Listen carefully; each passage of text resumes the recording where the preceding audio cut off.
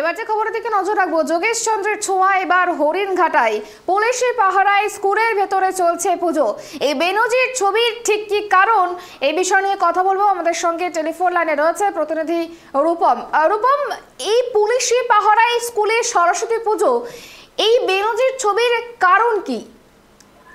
দেখো সুবর্ণা, যেটা জানা যায় বা কিছুদিন আগে সোশ্যাল মিডিয়ায় ভাইরাল হয় একটি ছবি, যেখানে এক যুবক এই স্কুল অর্থাৎ নগরুকরা দাসবেরিয়া দাসপোলডাঙ্গায় যে প্রাথমিক বিদ্যালয়, সেখানে গিয়ে প্রধান শিক্ষককে রীতিমতো হুমকি দেয় এবং সে সরস্বতী পুজো করতে নিষেধ করে।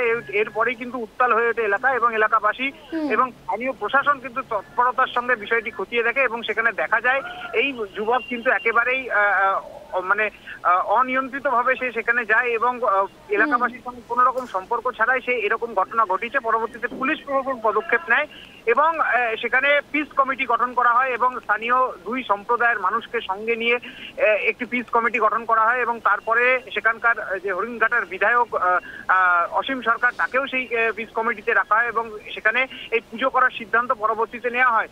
কিন্তু গতকাল যখন রাজ্যের বিরোধী দলনেতা শুভেন্দু অধিকারী সেখানে এসেছিলেন, সেখানে তিনি জানিয়েছেন যে স্পষ্টত যে এই বিধায়ক যিনি রয়েছেন, বিজেপি বিধায়ক অসীম সরকার, তার নেতৃত্বে মানে আজকে এই পুজো হবে এবং প্রশাসনিক তৎপরতায় সেই রকমই এই হুমকির পর কিন্তু প্রশাসন তৎপর হয় এবং তারপরেই এলাকায় যাতে কোনো রকম ল অ্যান্ড অর্ডার বিশৃঙ্খলা না হতে, সেক্ষেত্রেই কিন্তু এখন কড়া পুলিশি পাহারার মধ্যে দিয়ে পুজো শুরু হয় এবং ইতিমধ্যে ভারপ্রাপ্ত প্রধান শিক্ষক এবং সহযোগী শিক্ষক তারা প্রস্তুতি শুরু করেন, তারা পুজো করার পরিকল্পনা করেন।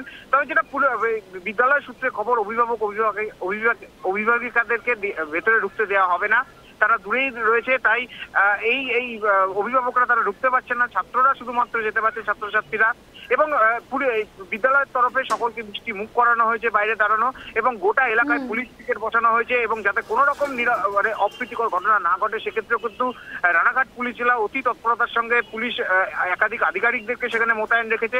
এখন সুষ্ঠুভাবে পুজো সম্পন্ন করায় মূল লক্ষ্য প্রশাসনের। তারপরেই এই ঘটনার যে পুজো, অর্থাৎ এই যে ঘটনার পর যে পুজো হচ্ছে, তা কিন্তু রীতিমতো এখন চোখে দেখাচ্ছে যে এই পুজোকে কেন্দ্র করে পুলিশ কিন্তু তৎপরতার সঙ্গে এই ঘটনার মোকাবিলা করছে। সুপর্ণা, বেশ, অনেক ধন্যবাদ আমাদের সঙ্গে থাকার জন্য।